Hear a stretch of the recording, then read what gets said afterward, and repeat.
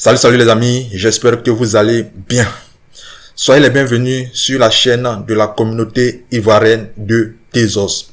Sur notre chaîne, nous parlons de la révolution technologique dans laquelle nous sommes, à savoir la blockchain, la crypto-monnaie, les actifs numériques, les NFT, les métavers. Et donc, si le sujet vous intéresse, nous publions régulièrement des vidéos sur la chaîne pour mieux vous informer. Pour ne rater aucune de ces vidéos, nous vous invitons à cliquer sur le bouton rouge en dessous de la vidéo, activer la cloche afin de ne rater aucune autre des vidéos que nous allons poster sur cette chaîne. Vous pouvez également suivre la communauté sur Twitter, sur Facebook, nous rejoindre sur Telegram pour plus de partage.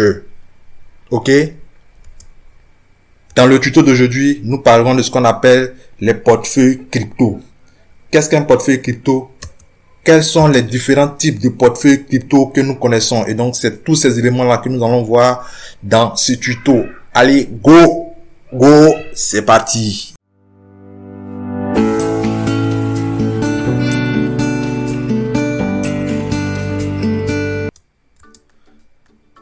Il est important pour une bonne compréhension de notre tuto de chercher à savoir qu'est-ce qu'un wallet crypto. En fait, qu'est-ce qu'un portefeuille crypto en réalité? Ok? Un portefeuille crypto peut être défini comme étant un endroit dans lequel on arrive à garder ses actifs numériques, ses Tezos, ses Bitcoin, ses Ethereum, ses NFT et tous ces éléments-là. Si on peut les garder dans un endroit, le premier élément étant respecté, on peut parler d'un portefeuille crypto. Il doit être également un endroit qui est accessible à tout le monde et capable de communiquer avec la blockchain. Ça veut dire quoi? Ça veut dire que toutes les transactions qui sont réalisées à partir de cet endroit-là doivent être visibles directement sur la blockchain et peuvent être consultables par tout le monde. Voilà. À travers les adresses qui ont effectué les transactions, on peut savoir qu'il y a eu telle ou telle transaction sur la blockchain venant de telle ou telle adresse. Voilà. Donc, il est important que ces éléments-là soient respectés pour qu'on puisse parler de portefeuille crypto. À partir de cet endroit également, les utilisateurs doivent être capables de pouvoir s'envoyer ou bien recevoir des actifs numériques. Très important. Voilà, donc si on a compris cette définition de base là, on peut directement chercher à définir ou bien à connaître les différents portefeuilles crypto qui existent. Et ça peut être du papier, ça peut être des clés, ça peut être n'importe quel objet qui respecte les différents éléments que nous avons définis ici. Pour pouvoir avoir accès à notre portefeuille, il est important d'avoir ce qu'on appelle la clé privée. C'est celle-ci qui nous permet de pouvoir avoir accès total sur les fonds qui sont dans notre portefeuille. Il est donc important de savoir comment est-ce qu'elle se présente. Et c'est ce que nous allons voir maintenant. Comme vous le voyez là, elle se présente souvent sous la forme d'un QR code ou bien sous la forme d'une série de chiffres, de lettres, comme vous le voyez également sur l'écran, ou bien elle peut se présenter également sous la forme d'une série de 12 mots, de 15 mots ou bien de 24 mots en fonction de la blockchain et en fonction du portefeuille dans lequel vous vous trouvez. Il est important de savoir que cette clé doit être conservée de façon privée comme son nom l'indique. Elle ne doit en aucun cas tomber entre les mains des arnaqueurs, sinon votre compte sera sucé, ok? À moins que ce ne soit des personnes qui sont vos héritiers à qui vous voulez laisser votre héritage. D'accord? Et donc, cette clé-là, disons, nous pouvons la trouver dans les paramètres de sécurité en fonction du portefeuille dans lequel nous nous trouvons. Il est donc important de pouvoir bien la sécuriser. C'est un élément super important. Ok, super. Lorsque tu veux envoyer un email à un ami, tu lui demandes de te communiquer son email. Ok. Et donc, lorsque tu veux également recevoir un email d'un ami, tu lui donnes également ton email. Voilà. Donc, en tenant compte de ce principe, au niveau de la blockchain et de la crypto-monnaie, on a besoin de ce qu'on appelle l'adresse du portefeuille. Ok. Et donc, lorsque tu veux échanger des actifs numériques, Bitcoin, Tezos, Ethereum avec un ami, tu lui demandes de t'envoyer son adresse du portefeuille. Et également, lorsque toi, tu veux que lui te fasse venir de la crypto, tu lui fais parvenir également ton adresse. Voilà, donc en respectant ce principe-là, voici un peu comment se présentent les adresses au niveau de la crypto. Voilà, quand tu prends notre exemple dans lequel nous sommes, Tezos par exemple, l'adresse se présente sous deux formes, soit sous forme de QR code ou bien soit sous forme de chiffres de lettres. Ici au niveau de Tezos, l'adresse commence toujours par TZ. Voilà. Et la particularité, par exemple, au niveau de l'application Ejara, on a la possibilité aussi d'envoyer de la crypto à un ami à travers son username. Voilà, donc il y a des portefeuilles de ce genre-là qui mettent une petite subtilité pour permettre de pouvoir faciliter les transactions au niveau de leurs utilisateurs. En ce qui concerne l'envoi des actifs numériques, Bitcoin, Ethereum ou dans notre cas ici Tezos ou même les NFT, nous serons toujours confrontés à cette configuration dans laquelle on aura affaire à une boîte de dialogue, ok? Et donc dans cette boîte de dialogue, nous serons amenés à mettre le nom de l'actif en question. Ici c'est Tezos qui est couché. On aura également un espace dans lequel il faut mettre le montant que nous devons envoyer à notre correspondant en question.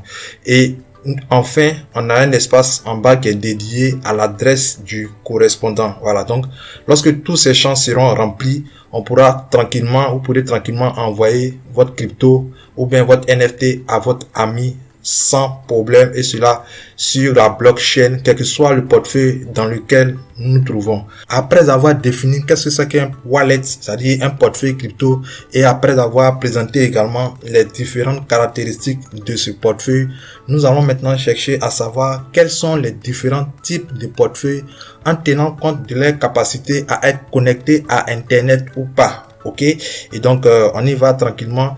D'abord, je vous invite, pour ceux qui ne sont pas encore abonnés à la chaîne, à vous abonner, activer la cloche afin de ne rater aucune autre des vidéos que nous allons réaliser pour chaque fois vous tenir informé de ce qui se passe. Nous sommes en pleine révolution technologique. Yes, et donc, la première catégorie de portefeuille que nous allons voir, c'est ce qu'on appelle les portefeuilles en ligne, qu'on peut ici appeler les hot wallets ou bien les portefeuilles chauds. Ok, ils sont chauds parce qu'ils sont connectés directement à Internet. Ok, et donc dans cette catégorie, on a deux types de portefeuilles. On a les portefeuilles web et puis on a les portefeuilles mobiles. Super. Les portefeuilles web, nous pouvons les classer en trois catégories. À savoir, la première catégorie qu'on appelle les exchanges. Ok. Et donc, les exchanges, ce sont des plateformes qui mettent à disposition des utilisateurs des services, soit pour acheter ou même pour revendre de la crypto ou bien pour participer à certains produits concernant la finance décentralisée. Ok. Et donc, ici, on a par exemple Binance, on a Get.io, on a KuCoin. En réalité, ce ne sont pas des portefeuilles en tant que tels. C'est pas leur premier objectif, c'est pas des portefeuilles. Ils sont des services qui mettent à disposition et à l'intérieur de ces services, ils ont des portefeuilles qui leur permettent de pouvoir gérer leurs services. Voilà. Donc, généralement, ce qui est conseillé, on peut utiliser ces plateformes-là pour pouvoir soit acheter ou bien revendre de la crypto. Voilà. Maintenant, la particularité de ces plateformes, c'est que ces plateformes détiennent nos clés privées. Ce qu'on a vu en début. Les plateformes détiennent nos clés privées. Et donc, on le dit souvent, si tu n'as pas tes clés privées, tu n'es pas le propriétaire de tes cryptos. Voilà, donc quelle que soit la crypto que tu as achetée, si ces cryptos sont sur un exchange, mon ami, dis-toi bien que tu n'es pas le propriétaire parce que les clés privées de ces différents portefeuilles qui sont dans ces plateformes sont détenues par les exchanges. Voilà, donc, premier objectif, acheter sur les exchanges quand on le peut. Maintenant, pour ceux qui ne savent pas comment le faire ou qui ne savent pas comment acheter, je vous invite à nous rejoindre sur Ejara, cette plateforme qui permet d'acheter tranquillement et en toute sécurité des actifs numériques avec son mobile money. Voilà. Et ces plateformes d'échange d'actifs numériques sont également appelées des centralized exchange en anglais. CEX, c'est comme ça qu'on écrit ça en anglais, CEX. Faut pas savoir vous effrayer, c'est simplement CEX, ok? Donc n'ayez pas peur, surtout les femmes là, parce que je vois déjà des visages un peu froissés là. Dans la deuxième catégorie des portefeuilles web, il y a la catégorie ici que j'ai appelée web décentralisé. Voilà, donc ce sont des portefeuilles qui sont toujours en ligne. Voilà, mais là, à la différence des autres portefeuilles qui sont des portefeuilles des exchanges, ce sont des portefeuilles qui vous donnent la possibilité de conserver vos clés privées. Voilà, on a par exemple Atomex, qui est un très bon portefeuille sur la blockchain de Tezos. On a aussi Kukai, voilà. Ça aussi, c'est un bon exemple sur la blockchain de Tezos, où vous avez le contrôle de vos 12 mots. Vous pouvez utiliser vos 12 mots pour régénérer votre portefeuille dans n'importe quel autre portefeuille qui prend en compte la blockchain de Tezos, ou bien qui prend en compte les multi-blockchain. Bon, il y a un petit truc que je voulais souligner concernant Kukai.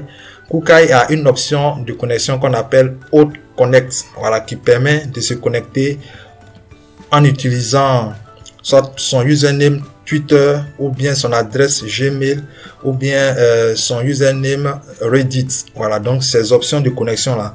Lorsque vous utilisez Kukai pour vous connecter, soyez sûr, vous avez sous votre contrôle votre email ou bien votre compte Twitter. Voilà, donc c'était la petite particularité de ce qui concerne les portefeuilles web décentralisés. Pour la catégorie suivante, on a ce qu'on appelle les extensions. Les extensions fonctionnent avec les navigateurs que nous connaissons, à savoir Google Chrome, Firefox, Opera Browser, Brave. Voilà, et donc ces extensions-là permettent d'interagir avec les différentes applications décentralisées que nous connaissons. Ok, et donc parmi ces extensions-là, on a Temp Wallet qui est une extension au niveau de la blockchain de Tezos. On a également une extension qui est vraiment célèbre au niveau de la blockchain d'Ethereum et qui est une extension qu'on peut dire maintenant une extension EVM, voilà, qui prend en compte la machine virtuelle d'Ethereum qu'on appelle MetaMask.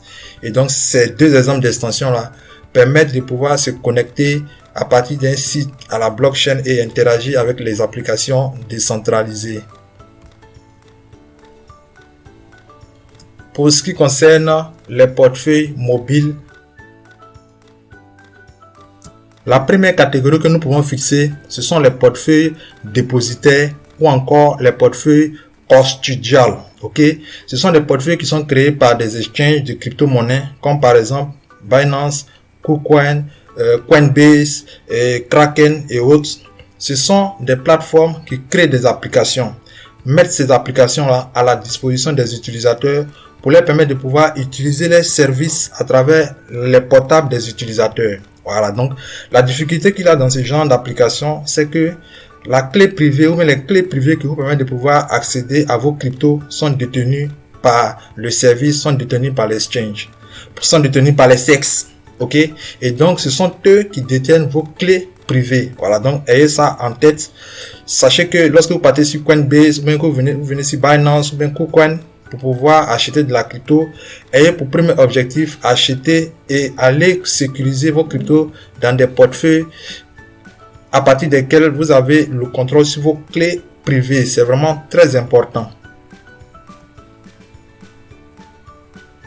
À la suite de ces portefeuilles, on a également les portefeuilles qu'on appelle les portefeuilles non dépositaires ou encore les portefeuilles non custodial. Voilà, donc parmi ces portefeuilles, le champion qu'on peut dire dans la zone Afrique, dans la zone franc CFA et même hors franc CFA, c'est Ejara. Voilà, parce que Ejara vous permet de pouvoir acheter vos actifs numériques, vos bitcoins, vos Tezos, vos Ethereum et plein d'autres cryptos sur la plateforme directement à partir de vos mobile money. Voilà, donc ce qui est formidable, c'est que vous avez le contrôle total de vos actifs lorsque vous êtes sur Ejara. C'est pour cela, lorsque vous ouvrez un compte sur Ejara, il est important de pouvoir sécuriser vos 12 mots pour vous permettre de pouvoir régénérer votre portefeuille dans tout autre portefeuille, quel que soit l'endroit où vous vous trouvez. Voilà, donc Ejara, pour ceux qui n'ont pas encore vu les vidéos d'inscription, comment s'inscrire sur Ejara, comment utiliser le service, je vous invite à nous rejoindre d'abord dans la communauté ivoirienne du Tezos et rejoindre également Ejara dans son groupe Telegram, c'est super. Et vous pouvez suivre nos vidéos qui sont sur YouTube. Voilà, n'oubliez surtout pas de vous abonner, activer la cloche afin de ne rater aucune autre des vidéos que nous allons organiser pour permettre à tout un chacun d'acheter des actifs numériques en toute sécurité. Super. Toujours dans la même veine des portefeuilles non dépositaires, on a quelques exemples ici. Temp Wallet et Nan, qui sont des applications qui ont été conçues sur la blockchain de Tezos.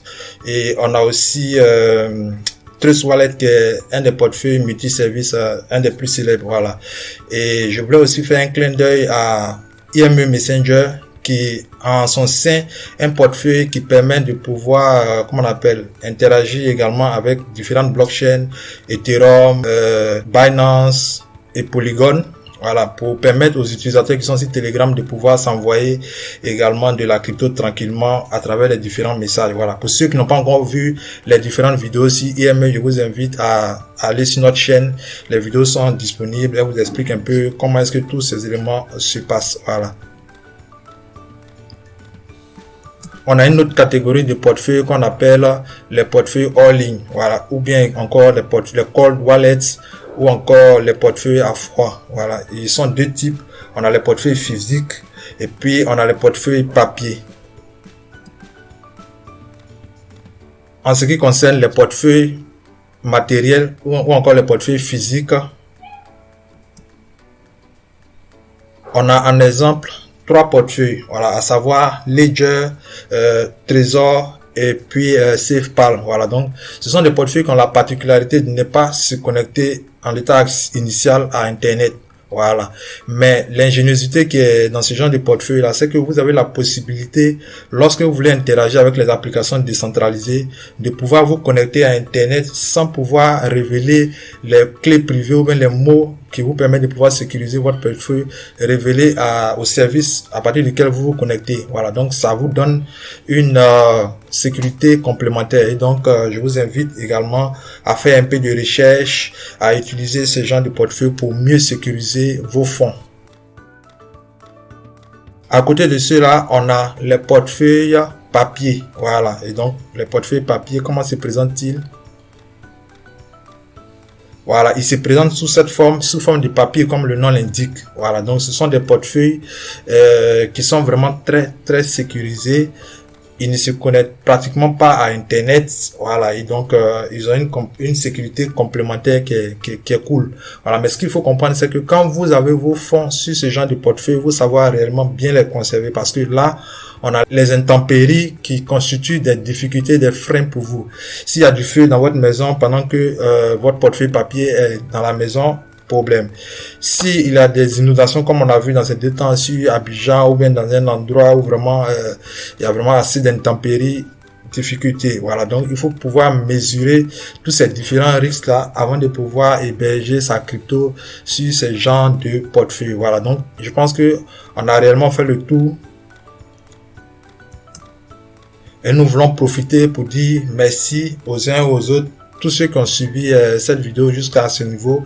Je vous invite à nous rejoindre dans notre groupe Telegram en scannant le QR code qui vous fait atterrir directement dans notre groupe Telegram. Voilà.